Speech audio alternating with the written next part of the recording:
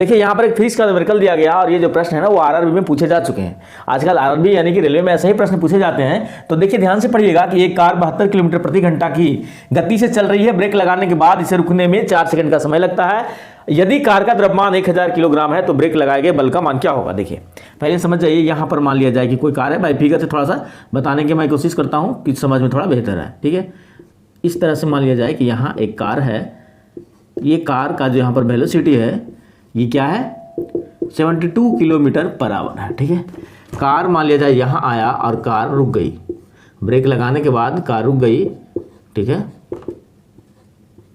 Car यहाँ पर रुक गई। यहाँ पर जो है इसका वेलोसिटी 0 हो गई। क्या हो गई, 0 हो गई।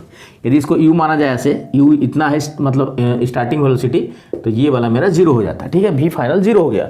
यहाँ से यहाँ तक आने में जो है रुकने में से 4 सेकंड का समय लग गया। ठीक है, तो जिस समय ब्रेक लगाया, फोर्स अप्लाइड किया गाड़ी पर, वो फोर्स का वैल्यू पूछा जा रहा है। तो फोर्स के लिए आपको सबसे पहले क्या करना होगा, एक्सेलरेशन ज्ञात करना होगा, जो कि हमें इसी चीज से निकलेगा। सबसे पहले असाइनमेंट के लिए हम 72, इसको u मान लेते हैं स्टार्टिंग वेलोसिटी। ठीक है, u मेरा 72 किलोमीटर पर आवर है। इसे मीटर पर सेकंड में करने के लिए 5/18 से मल्टीप्लाई करते हैं। 18 से कम बात यानी कि 20 मीटर पर सेकंड आपका यहाँ पर ये वेलोसिटी हो गया। ठीक है, तो आप पढ़े होंगे कि इक्वेशन v इक्वल टू क्या होता है, u प्लस at। यहाँ पर v क्या है, v है 0। v क्या है, 0 है, 0 रखेंगे फाइनल।